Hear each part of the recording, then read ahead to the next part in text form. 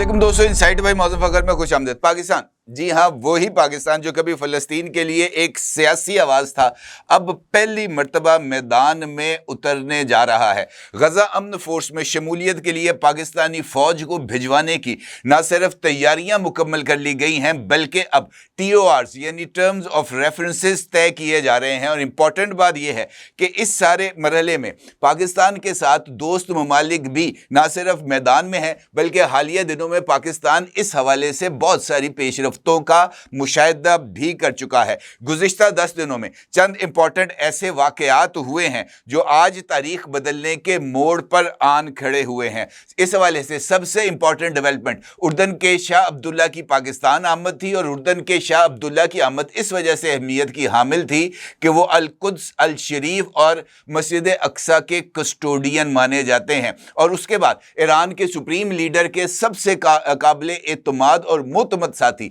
जनाब अली लारेजानी ना सिर्फ पाकिस्तान आए, बल्कि यहां पर आकर उन्होंने पाकिस्तान के लिए ब्लैंक चेक देने का ऐलान किया और कहा कि ये पाकिस्तान के लिए ईरान की तरफ से ब्लैंक चेक है और ये पाकिस्तान की मर्जी है कि वो इस ब्लैंक चेक को किस बैंक के किस काउंटर से जाकर कैश कराता है। पाकिस्तान की तरफ से इस ब्लैंक चेक को जहां इस्तेमाल करना है, पाकिस्तान को इस हवाले से खुली छूट दी गई है ईरान की तरफ से। और अली लारेजानी साहब की तरफ से पाकिस्तान के लिए इस तरह की क्लीन चिट देना यह बहुत ही ज्यादा अहमियत का हामिल है। किस हवाले से ये भी मैं अभी आपको आगे चल के बताऊंगा। इस हवाले से जो तीसरी इंपॉर्टेंट डेवलपमेंट है वो है मिस्र के वजीर खारजा की पाकिस्तान आमद। और मिस्र भी इस सारे के सारे अमल में खासतौर पर फलस्तीन के हवाले से न सिर्फ फ्रंट पर रहा है, बल्कि ये जो पीस एकॉर्ड हुआ है जिसके ऊपर दस्तखत किए गए हैं अमेरिकन प्रेसिडेंट डोनाल्ड ट्रंप की तरफ से शर्मुल शेख में, वहां का होस्ट भी मिस्र ही था।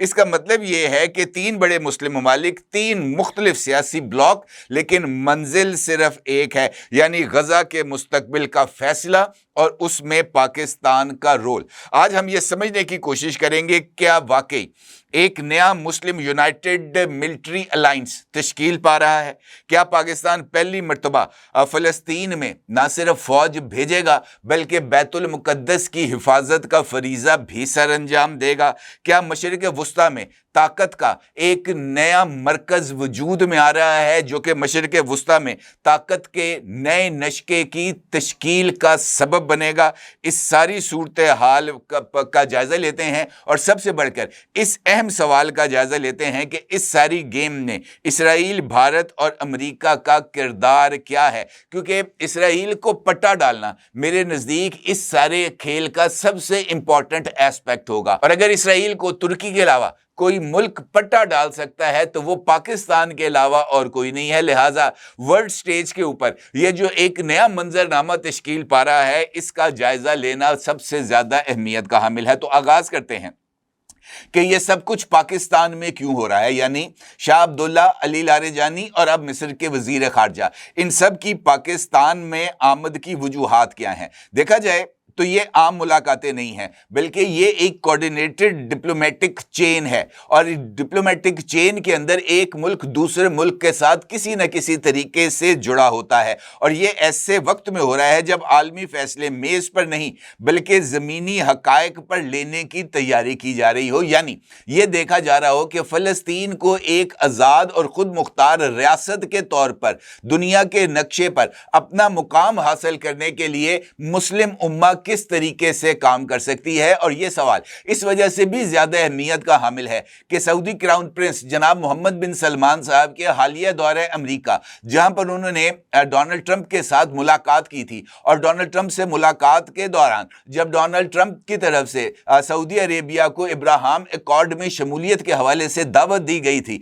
तो जनाब मोहम्मद बिन सलमान का यह कहना था कि सऊदी अरब को इब्राहिम एकॉर्ड में शमूलियत पर एतराज नहीं, लेकिन جب تک آزاد فلسطینی ریاست جس کا دارالحکومت بیت المقدس ہوگا یعنی یروشلم ہوگا وہ تشکیل نہیں پاتی، اس وقت تک ابراہیم ایکارڈ میں شمولیت کا سوال ہی خارج از امکان ہے، یعنی اس کے اوپر بات نہیں کی جا سکتی۔ اس کا مطلب یہ ہے کہ مسلم ممالک کی طرف سے یہ واضح پیغام امریکہ کو دیا جا چکا ہے کہ جب تک آزاد اور خود مختار فلسطینی ریاست قائم نہیں ہوگی، اس ریجن کے اندر پائیدار امن کی بنیاد نہیں رکھی جا سکتی۔ اور پائیدار امن کی بنیاد کون رکھے گا؟ غزہ کے حوالے سے قائم ہونے والی اسپیشل فورس۔ اور اسپیشل فورس کے اندر کون ممالک شامل ہوں گے؟ انڈونیشیا، پاکستان اور UAE، اردن اور سعودی عربیہ کی افواج۔ اور پھر اصل صورتحال یہ ہے کہ ایران، اردن اور مصر کو اگر ہم غور کریں تو یہ فلسطین کے مستقبل میں کور سٹیک ہولڈرز کے طور پر سامنے آ رہے ہیں۔ حماس کا براہ راست تعلق ایران کے ساتھ ہے، جبکہ اردن اور مصر دونوں ہی فلسطین کے مسئلے سے ایک دوسرے سے الگ نہیں ہیں، کیونکہ اگر مصر کو ہم اس سارے عمل سے نکال دیں تو پھر وہ جو گریٹر اسرائیل کا منصوبہ نتن یاہو کے ذہن میں پنپ رہا ہے تو مصر بھی اس کی ایک گزرگاہ ہے، کیونکہ اس حوالے سے اسرائیلی جھنڈے کے اندر جو اوپر نیچے دو لکیریں ہیں وہ دریائے نیل سے لے کر دریائے فرات تک کے درمیان والے سارے علاقے کو گریٹر اسرائیل کا ہی حصہ قرار دیتے ہیں، اور ان کا یہ مذہبی عقیدہ ہے جب تک گریٹر فلسطینی ریاست قائم نہیں ہوگی تو ان کا وہ جو آخری پیشوا ہے وہ اس وقت تک نہیں آئے گا۔ لہٰذا یہ بہت سارے ایسپیکٹس ہیں جو ایک دوسرے کے ساتھ ملے ہوئے ہیں۔ لہٰذا فلسطین سے جڑے 3 ممالک کے جو حقیقی سٹیک ہولڈرز ہیں ان کا اسلام آباد میں آنا اس نئی حقیقت کو ثابت کرتا ہے کہ پاکستان اب محض تماشائی نہیں ہے، بلکہ اس کرائسس سے نکلنے کے لیے فیصلہ ساز بننے جا رہا ہے، کیونکہ پاکستان کے پاس وہ چیز ہے جو عرب دنیا میں کسی کے پاس نہیں، یعنی منظم فوج، یعنی عسکری ساکھ، یعنی نیوکلیئر ڈیٹرنس، یعنی اخلاقی اور مذہبی قبولیت، یعنی نان عرب بٹ اسلامک کریڈیبلٹی۔ اور یہی وہ تمام عوامل ہیں جو اس ساری صورتحال میں پاکستان کے لیے روڈ ٹو بیت المقدس کی راہ ہموار کر رہے ہیں۔ پاکستان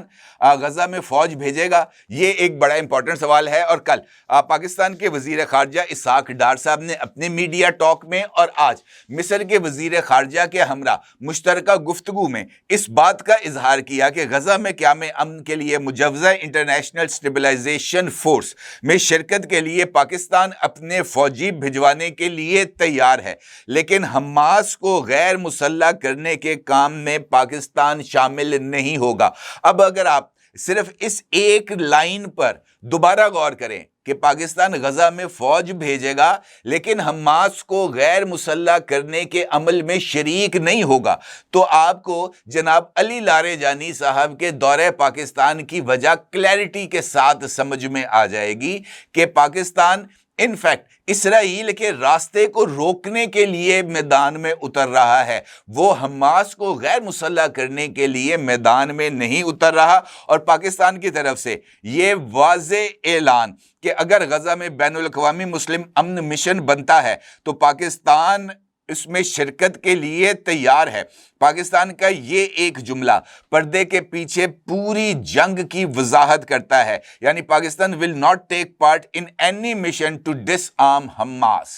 اور یہی سب سے امپورٹنٹ فیکٹر ہے، یہی لائن بہت بڑی ہے، کیونکہ اس کا مطلب یہ ہے کہ پاکستان اسرائیل کی مرضی کی فورس نہیں بنے گا۔ پاکستان کے مقاصد صرف امن، امداد اور سیکورٹی سٹیبلائزیشن ہوں گے۔ پاکستان فلسطین میں فلسطینیوں کے خلاف نہیں بلکہ ان کے حمایتی اور ان کے پاسبان اور بلکہ ان کے پروٹیکٹر کے طور پر فلسطین میں داخل ہوگا۔ اور پاکستان کا یہ اعلان مسلم دنیا میں گیم چینجر سمجھا جا رہا ہے۔ وزیر خارجہ اور نائب وزیر اعظم جناب اسحاق ڈار صاحب کا یہ واضح اعلان نہ صرف ایران بلکہ عرب میڈیا میں بھی اس کی نمایاں طور پر تشہیر کی جا رہی ہے، اور یہ اس بات کا اظہار ہے کہ ایک نیا اتحاد تشکیل پا رہا ہے۔ یہ اتحاد امریکہ یا یورپ والا اتحاد نہیں ہوگا بلکہ مسلم سٹیبلائزیشن فورس، اور اس کا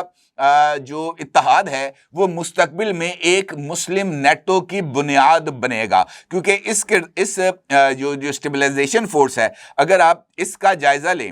تو اس میں اس کی جو امن فورس کو تقویت دے گا یا جو اس کو لیڈ کرے گا وہ پاکستان ہوگا۔ اس کا سیاسی ڈھانچہ اردن کی طرف سے تشکیل دیا جائے گا، داخلی انتظام اور سرحدی کنٹرول مصر کے پاس ہوگا، مزاحمت اور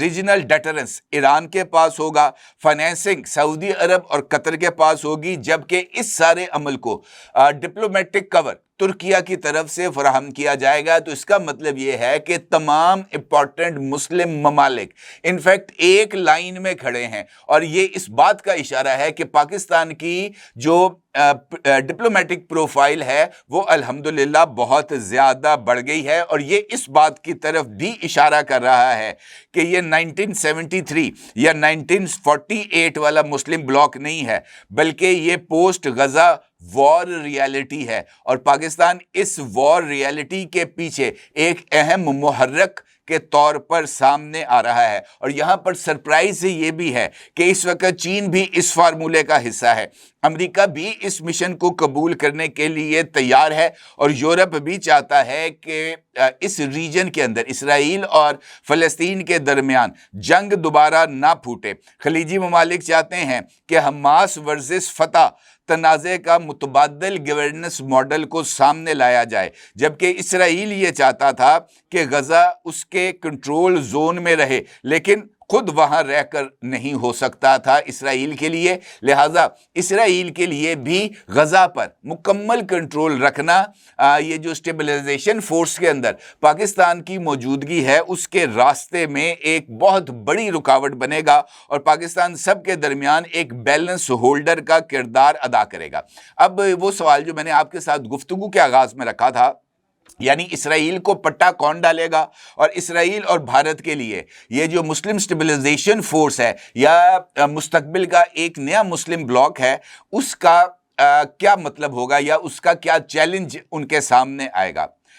کیونکہ یہ فیصلہ نئے مسلم فوجی بلاک کا یہ تل ابیب اور نئی دلی کو ڈسٹرب کر رہا ہے، اور بہت زیادہ ڈسٹرب کر رہا ہے، کیونکہ پاکستان پہلی مرتبہ فلسطین میں ڈائریکٹ سٹیک ہولڈر بن کے جا رہا ہے۔ پاکستان کا فوجی اثر اسرائیل کی سرحد کے اتنے قریب پہلے کبھی نہیں ہوا تھا، اور یہ پہلی مرتبہ ہوگا کہ اسرائیل کے سامنے پاکستان کی فوج موجود ہوگی۔ بھارت کا یہ نیریٹو کہ مسلم ورلڈ کے فریگمنٹڈ ہے، یہ اب ٹوٹتا ہوا نظر آ رہا ہے، اور بھارت کے لیے اب مستقبل میں 2 فرنٹ رسک ہے، مغرب میں پاکستان اور عرب بلاک، جبکہ مشرق میں چین جمع پاکستان کا ڈیفنس ایکسس، اور یہ انڈیا کے لیے موجودہ صورتحال میں ایک ایسا تھریٹ ہے جس کو وہ کسی بھی صورت نظر انداز نہیں کر رہا، اور اس کے ہم نے حالیہ دنوں میں کئی شواہد دیکھے۔ بنگلہ دیش نے ایک نیا نقشہ جاری کر دیا، نیپال نے نئے نقشے پر مبنی نوٹ جاری کر دیے، پاکستان اور چائنا یہ جو چکن نیک ہے انڈیا کی، اس کے بہت قریب پہنچ گئے۔ اس کے ساتھ ساتھ چائنا نے اپنی جو ملٹری پریزنس ہے وہ آؤٹر تبت کے اندر اس میں اضافہ کر دیا، لائن آف ایکچوئل کنٹرول میں تقریباً یہ جو ہے 180 کلومیٹر انڈیا کو پیچھے دھکیل دیا۔ یہ وہ تمام ڈیولپمنٹس ہیں جو کہ اس ریجن کے اندر پاکستان چائنا ایکسس کے نتیجے میں ہمارے سامنے آ رہی ہیں، اور حد تو یہ ہے کہ انڈیا نے اپنا میزائل تجربہ محض اس وجہ سے روک دیا کہ چائنا کے نیول ویسلز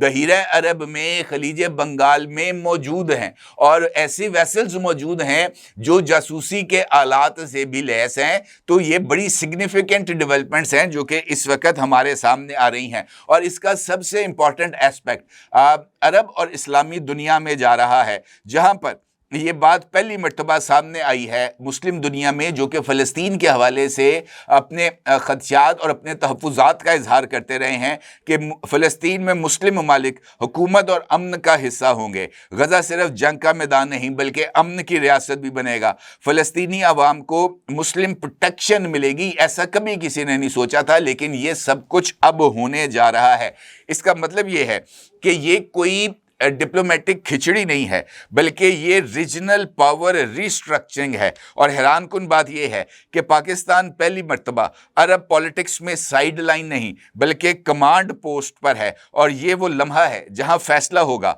कि पाकिस्तान आलमी सियासत में कहां खड़ा होगा, लीडर या खामोश तमाशाई। और इस बात के 100% इम्कानात हैं कि पाकिस्तान आलमी सियासत में अब एक तमाशाई के तौर पर नहीं बल्कि लीडर के तौर पर सामने आएगा इंशाल्लाह। अपने अगर जरूर इजहार कीजिएगा। आपको बहुत शुक्रिया। अल्लाह हाफिज।